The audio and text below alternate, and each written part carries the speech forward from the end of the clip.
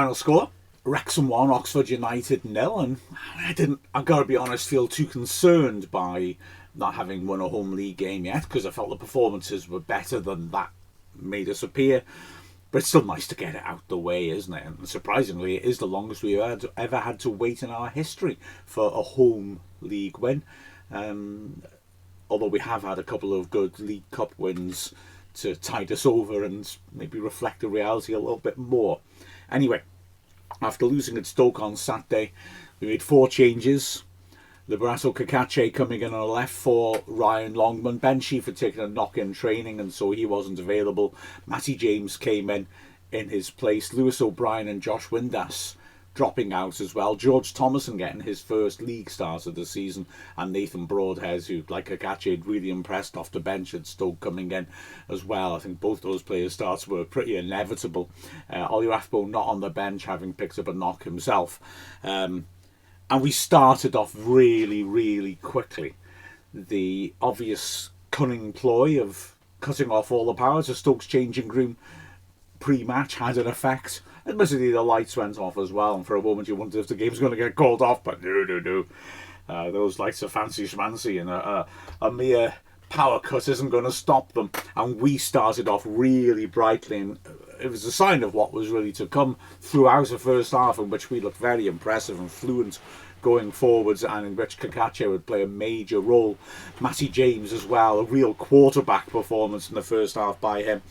Put a great long ball up towards Moore, who was able to flick it on comfortably. Broadhead helping her on to Cacace, bursting down the left. So often he was left open by the switch. They were bursting down the left-hand side. On this occasion, he cuts inside, maybe just carries it a little bit too far, but still gets a shot off from a tight angle, which draws the first of a number of saves from the Oxford keeper Cumming, who had an excellent match.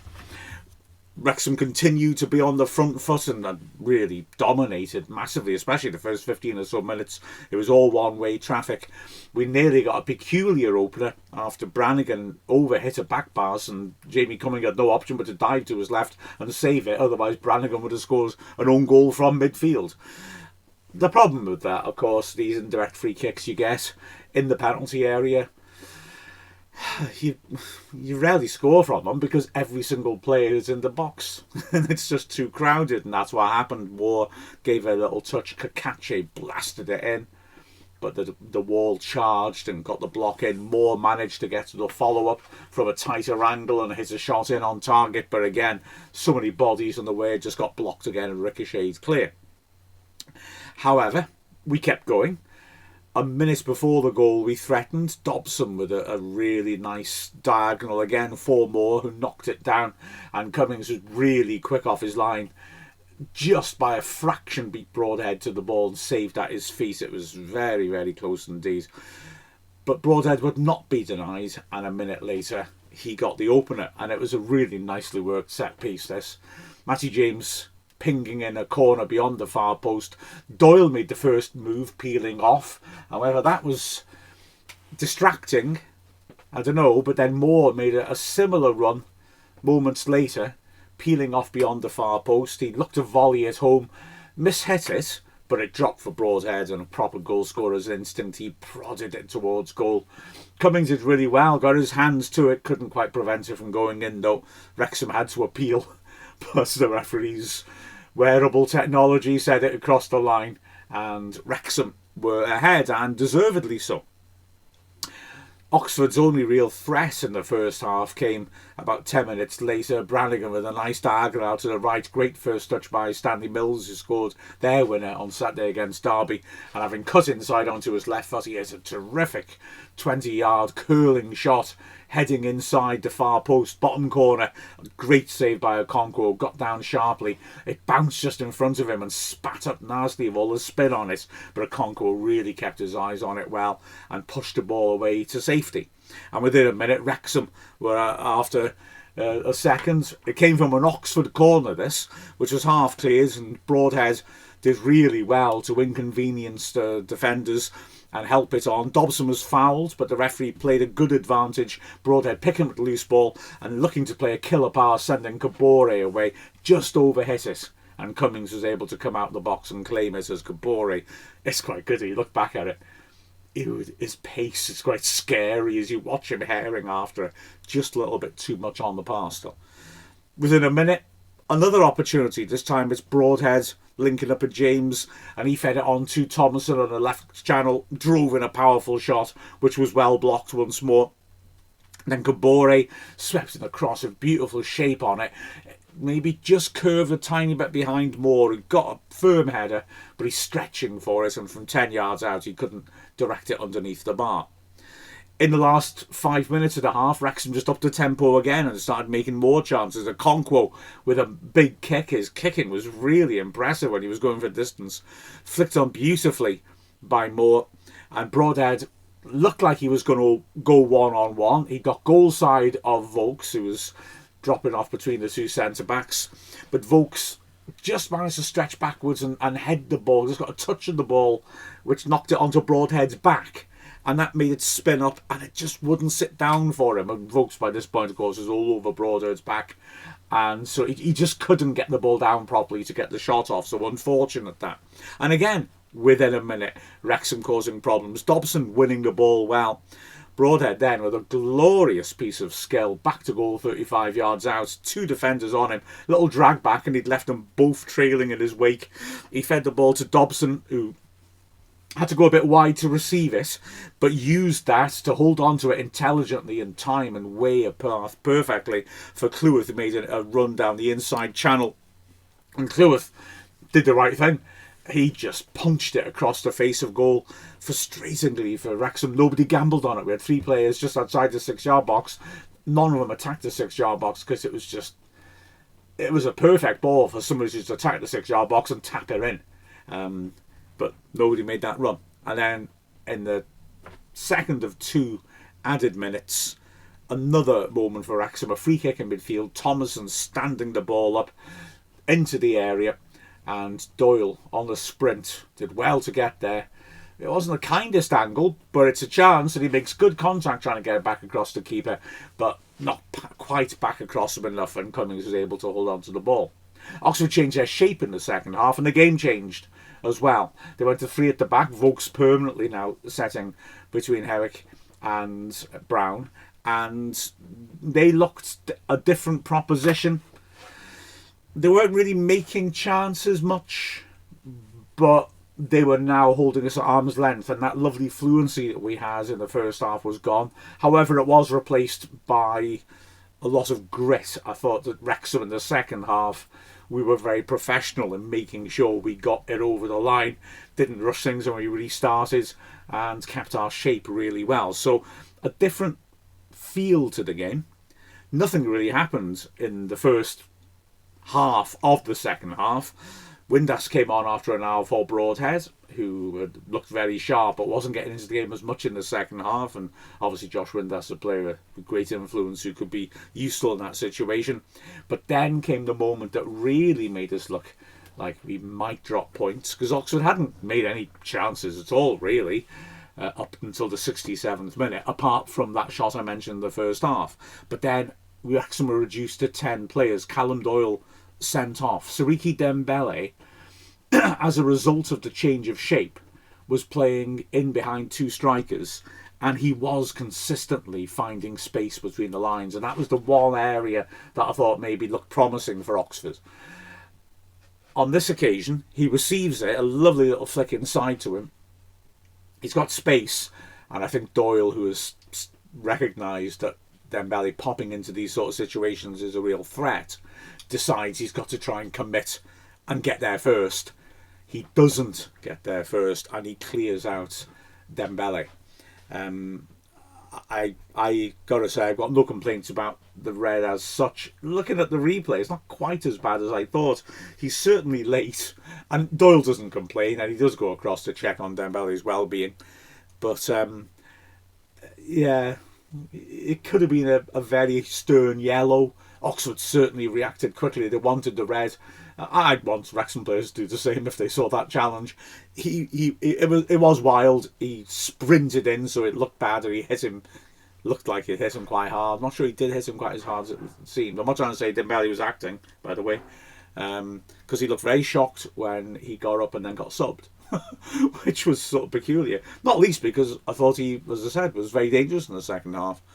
Anyway, after a couple of minutes sorting out all the paperwork and admin from a red card and the treatment of Dembele, the free kick was whipped in by Brannigan. Great ball in. And Lancashire, who's come on shortly beforehand, and Wrexham tried to sign recently, maybe should have scored. A header about 8 yards out. He sprinted onto it with pace and just lacked a bit of control and hit the header, which flicked off the top of the bar. And as a result, we got away with it.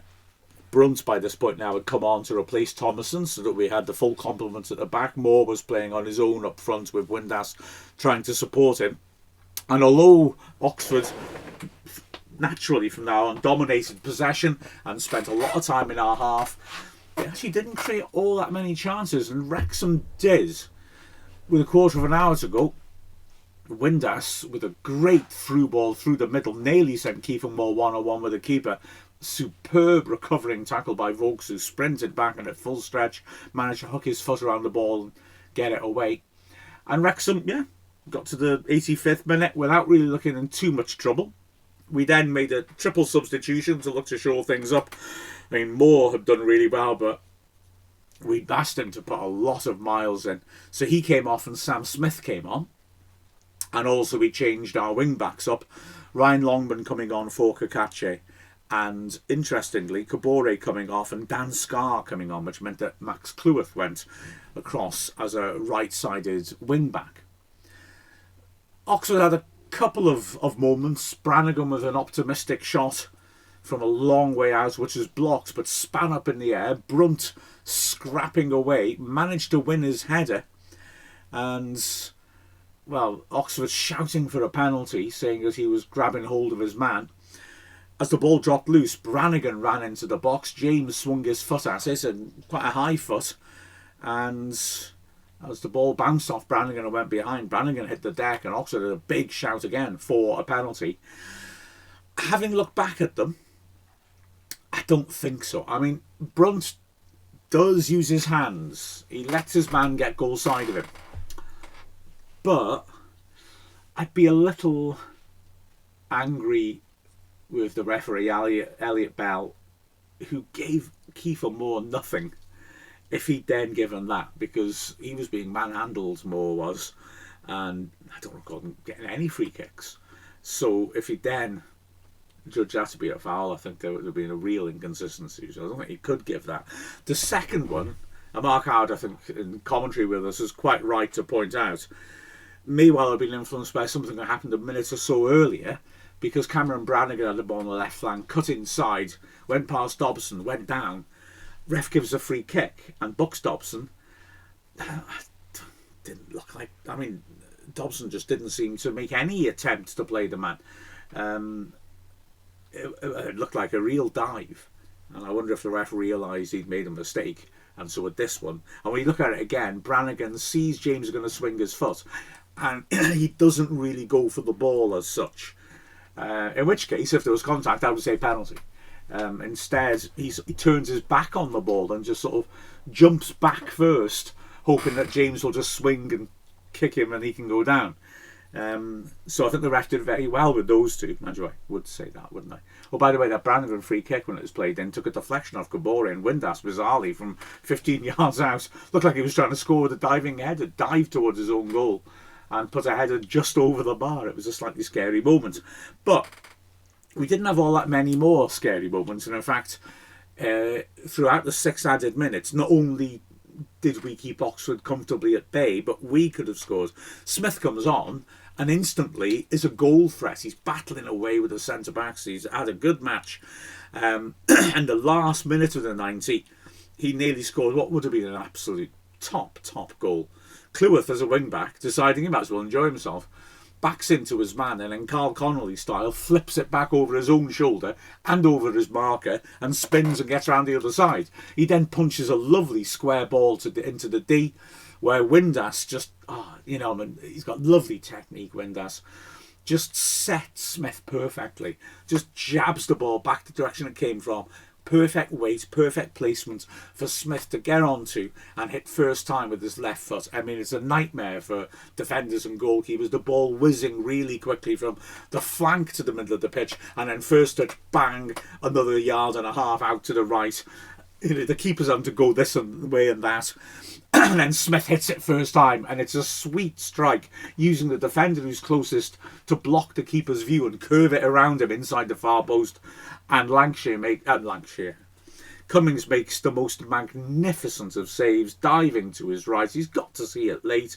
It's quite low as well. It's a horrible, horrible shot to deal with, and somehow he manages to dive down underneath it with his top hand, get enough contact and knock it onto the bar behind for a corner.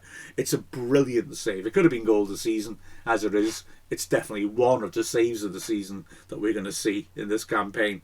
And then from the corner, Smith nearly scores again. Windar stands the ball in. Smith gets it well, 8 yards out, heads it on target, and again Cummings is sharp and able to get his body down and parry it and grab it at the second attempt.